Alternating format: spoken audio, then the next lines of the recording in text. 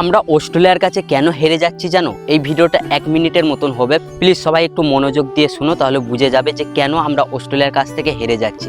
দেখো, আমরা team India প্লেয়ারের জন্য কিন্তু অস্ট্রেলিয়ার কাছে হেরে যাচ্ছি না, সিলেক্টর, বিসিসিআই আর কোচের জন্য আমরা প্রত্যেকটা ম্যাচ হেরে যাচ্ছি এখন অস্ট্রেলিয়ার কাছ থেকে। এবার কেন সেটা আমি বলছি, একটু বুঝিয়ে শুনো। দেখো, এখন ভালো খেলতে পারছে না শুভমান গিল, প্রথমে সেখানে বসে রেখেছে এসএসসি জয়সওয়ালকে, তারপর রিঙ্কু সিংকে। দেখো ভাই, শুভমান গিল যখন খেলতে পারছে না তখন তাকে একটু বসিয়ে রাখবো, বাকি প্লেয়াররাকে দেখবো তারা কীরকম খেলতে পারছে। এটা হলো সিলেক্টরের দোষ, বিসিসিআই এর দোষ আর কোচের দোষ। আমাদের সবথেকে বেশি বড় দোষ হলো গৌতম গম্ভীরের। দেখো, এবার বোলিংয়ের দিকে যাই। আমরা সবাই জানি এখন নম্বর 1 বোলিং 1 নম্বরে আছে আমাদের আশদীপ সিং। 101টা উইকেট নিয়েছে টি20, 1 নম্বর বোলার। তাকে বসিয়ে রেখে হার্ষির রানাকে খেলাচ্ছে। কালকে হার্ষির রানা কি করলো, 2 ওভার বল করে 27 রান দিয়ে 0 উইকেট। ব্যাটিংয়ে একটু রান করেছে।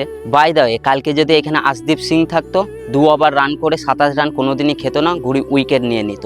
সবথেকে বড় কথা হলো শুভম ডুবে। দেখো, শুভম ডুবে আমরা জানি যতগুনা ম্যাচ খেলেছে এই 6 বছরে টি20, একটাও আমরা হারিনি, কিন্তু কালকে শুভম ডুবেও কিছু করতে পারেনি, আমরা অস্ট্রেলিয়ার কাছ থেকে হেরে যাই। তবে এখানে সবথেকে বড় কথা হচ্ছে কি জানো, শুভম ডুবে, তিলক বর্মা এরাকে বাদ দিয়ে হার্দিক পান্ডিয়াকে নিয়ে আসা দরকার ছিল। আমরা সবাই জানি হার্দিক পান্ডিয়া কীরকম প্লেয়ার, যেরকম বোলিং করে সেরকম ভাই ব্যাটও করে, টিম ইন্ডিয়ার একটা ভালো অলরাউন্ডার, কিন্তু তাকে না ডেকিয়ে এরাকে খেলাচ্ছে।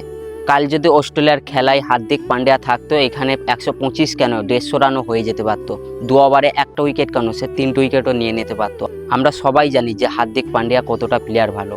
তো ব্যাপার হচ্ছে যে আমরা আমাদের টিম ইন্ডিয়া প্লেয়ারের জন্য কিন্তু ম্যাচ হারছি না, বিসিসিআই, সিলেক্টর আর কোচের জন্য ম্যাচ হারছি।